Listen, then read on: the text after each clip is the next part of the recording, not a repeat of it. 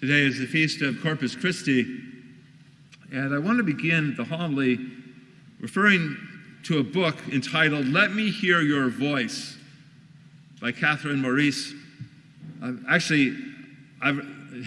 Full disclosure, I haven't actually read the book. I read an article about the book that caught my eye in terms of the feast day today. It's a review by Patricia Snow. This is what I read and found interesting. So the book is about Maurice's little daughter, Anne Marie, who was diagnosed with autism, and the story of Maurice's attempt to rescue her daughter from the condition by using what's known as the Lovus therapy or protocol. So Anne Marie, as she became autistic, grew indifferent towards her mother. She never followed her around, she never imitated her, never called out to her or asked for help. And she started looking through her, avoided eye contact, and sort of sought solitude. And Anne Marie strongly resented being intruded upon and engaged in ritualistic behaviors that sometimes turned into self-abuse. Eventually, Anne Marie ceased to acknowledge her mom altogether. So Maurice's response after an early bout, she said, of deep despair, was to concede nothing at all to the condition that had taken her daughter away. So she was tenacious, kind of like the mama bear attitude. So she learned not to be put off by Anne Marie's resistance, even when that tarnished her reputation as a mom in the eyes of other people. So the Lovus protocols are very difficult. The defining feature of autism is the absence of a relationship. Right? So connecting with the child is both the means and the goal of this therapy.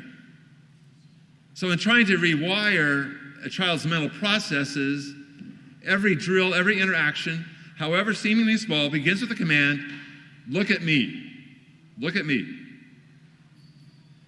And so there's no shortcuts to this protocol. There's no way to speed things up. Machines can't do the work. This is work only human beings can do, and with their human eyes and human voices. And it takes a lot of time, and more important, presence. Not just presence, but continuous, reliable presence of a committed caregiver. And these protocols have a less than 50% chance of success. And then only if they're carried out relentlessly. And the therapy continues for most of the child's waking hours from ages 2 to 6. So the parents have to be all in because they do most of the work. So the point of this homily is that I was thinking that article I read, that we should see ourselves in Anne Marie. Because that's how God must experience us. I mean, again, I thought that was a great description of Christian soul. Don't we often drift away from him? I mean, we are, or we become indifferent to God most of the time, rarely if ever speaking with him, or even acknowledging his presence. In fact, we avoid him and can strongly resist his involvement in our lives as we descend into self-destructive behaviors. So how does God respond? The same way Maurice did for her daughter. So God fights for his children. So in Jesus of Nazareth, so you can think of the spiritual Lovus protocol. In Jesus, he becomes one of us, a God that we can see. Look at me.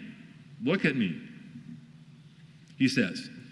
Eventually, he becomes our food and drink. He wants to be that close. Today's Corpus Christi, the feast of the body and blood of Christ. So we celebrate today the fact that God cares so much about us, his spiritually, again, by analogy, spiritually autistic children. Sometimes we think of ourselves as a child of God, and we think, oh, what a cute little toddler I must be.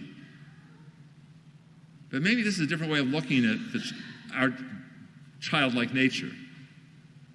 So again, this autistic, spiritual autism, that he would do anything, even die on a cross to win back a relationship for us. He gave us the Eucharist so we'd always have his physical presence with us. And how many of us take advantage of that presence? Again, the way we resist the protocols. This Mass is celebrated every day. Some can't come every day, obviously, but do we come when we can? Again, look at me. The Blessed Sacrament Chapel is there 24/7, where the host of Jesus Christ has given us his real presence. He, again, says, look at me. That's what adoration exposition is all about. Look at me. At every Mass, at the elevation of the host and the chalice, the bells are rung. The point of the bells is, look at me. How many of us daydream and we're off somewhere else? The bells are saying, look at me. God's trying to get our attention. It isn't easy because we avoid him. We live in our own little worlds. Again, think of the absence of the relationship, spiritually. So eye contact is essential for brain development and emotional stability. It's the indispensable prerequisite for the love as therapy. So again, I just say, what about us? Do we Catholics take advantage of what we have? Do we make eye contact with Jesus?